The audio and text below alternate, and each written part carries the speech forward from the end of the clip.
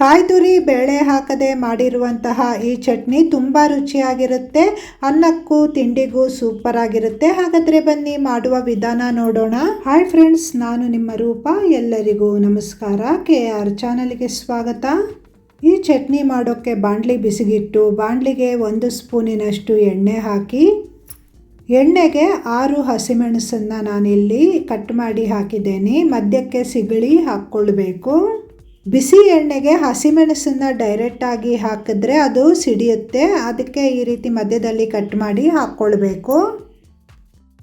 ಹಸಿಮೆಣಸು ಈ ರೀತಿ ಫ್ರೈ ಆದ ನಂತರ ಇದನ್ನು ತೆಗಿಬೇಕು. ನಂತರ ಅದೇ ಎಣ್ಣೆಗೆ ತೊಂಡೆಕಾಯಿ ಹಾಕಿದ್ದೇನೆ. ತೊಂಡೆಕಾಯಿನ ಈ ರೀತಿ ಮಧ್ಯಕ್ಕೆ ಕಟ್ ಮಾಡಿ ಹಾಕ್ಕೊಳ್ಬೇಕು. ನಾನಿಲ್ಲಿ 1/4 kg ತೊಂಡೆಕಾಯಿ ತಗೊಂಡಿದ್ದೀನಿ. ಈ ಚಟ್ನಿಗೆ ಹಣ್ಣಾಗಿರುವಂತಹ ತೊಂಡೆಕಾಯಿ ಇದ್ದರೂ ಆಗುತ್ತೆ.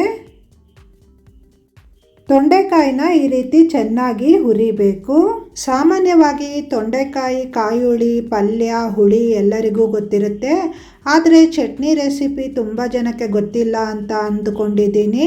ನೀವು ಈ ಮುಂದೆನೇ ಚಟ್ನಿ ಮಾಡಿದರೆ ನನಗೆ ಕಮೆಂಟ್ ಮೂಲಕ ತಿಳಿಸಿ. ತೊಂಡೆಕಾಯಿ ಈ ರೀತಿ ಕಲರ್ ಚೇಂಜ್ ಆಗಿ ಮೆತ್ತಗಾಗುತ್ತೆ. ಇದನ್ನು ಬದಿಗಿಟ್ಕೊಳ್ಬೇಕು. ಈಗ ಬಾಣಲಿಗೆ 1 ಸ್ಪೂನಿನಷ್ಟು ಎಣ್ಣೆ ಹಾಕಿ, ಎಣ್ಣೆಗೆ ಕಟ್ ಮಾಡಿರುವ 1 ಟೊಮೆಟೊ ಹಾಗೂ ಅರ್ಧ ಗಡ್ಡೆಯಷ್ಟು ಬೆಳ್ಳುಳ್ಳಿ ಹಾಕಿದ್ದೇನೆ. ಇದನ್ನು ಈಗ ಚೆನ್ನಾಗಿ ಫ್ರೈ ಮಾಡಬೇಕು. ಇದು ಸ್ವಲ್ಪ ಫ್ರೈ ಆದ ನಂತರ ಇದಕ್ಕೆ ಅರ್ಧ ಸ್ಪೂನಿನಷ್ಟು ಜೀರಿಗೆ ಹಾಕಿ, ಹಾಗೆ ಚಿಕ್ಕ ನಿಂಬೆಹಣ್ಣಿನ ಗಾತ್ರದ ಹುಣಸೆ ಹಣ್ಣನ್ನು ಸೇರಿಸಿ ಈಗ ಎಲ್ಲ ಪದಾರ್ಥಗಳನ್ನು ಚೆನ್ನಾಗಿ ಫ್ರೈ ಮಾಡಿ. ನೋಡಿ, ಈ ರೀತಿ ಚೆನ್ನಾಗಿ ಫ್ರೈ ಆದ ನಂತರ ಸ್ಟವ್ ಆಫ್ ಮಾಡಿ ಈ ಎಲ್ಲ ಪದಾರ್ಥಗಳು ತಣ್ಣಗಾಗೋಕ್ಕೆ ಬಿಡಬೇಕು. ಟೊಮೆಟೊ ಸ್ವಲ್ಪ ತಣ್ಣಗಾದ ನಂತರ ಮಿಕ್ಸಿ ಜಾರಿಗೆ ಹಾಕಿದ್ದೇನೆ. ಹಾಗೆ ತಣ್ಣಗಾದ ತೊಂಡೆಕಾಯಿ ಮತ್ತು ಹಸಿಮೆಣಸನ್ನು ಸೇರಿಸ್ತಾ ಇದ್ದೀನಿ. ಹಾಗೆ ಇದಕ್ಕೆ ರುಚಿಗೆ ತಕ್ಕಷ್ಟು ಉಪ್ಪು ಸೇರಿಸಿ ನಾನಿಲ್ಲಿ ಅರ್ಧ ಸ್ಪೂನಿನಷ್ಟು ಉಪ್ಪು ಹಾಕಿದ್ದೇನೆ. 3 ಚಿಟಿಕೆಯಷ್ಟು ಇಂಗಿನ ಪುಡಿ ಹಾಕಿದ್ದೇನೆ. ನೀರು ಹಾಕದೆ ಇದನ್ನು ಲೈಟಾಗಿ ತರಿತರಿಯಾಗಿ ರುಬ್ಕೊಳ್ಬೇಕು. ತುಂಬ ನೈಸಾಗಿ ರುಬ್ಬುವ ಅವಶ್ಯಕತೆ ಇಲ್ಲ.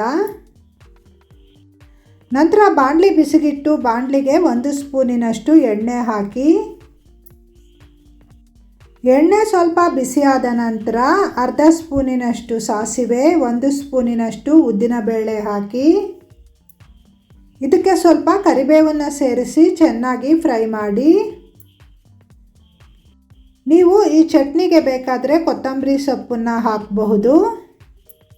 ಕೊತ್ತಂಬರಿ ಸೊಪ್ಪು ಹಾಕಬೇಕಾದ್ರೆ ತೊಂಡೆಕಾಯಿ ಜೊತೆ ಕೊತ್ತಂಬರಿ ಸೊಪ್ಪನ್ನು ಚೆನ್ನಾಗಿ ಫ್ರೈ ಮಾಡಿಕೊಳ್ಬೇಕು.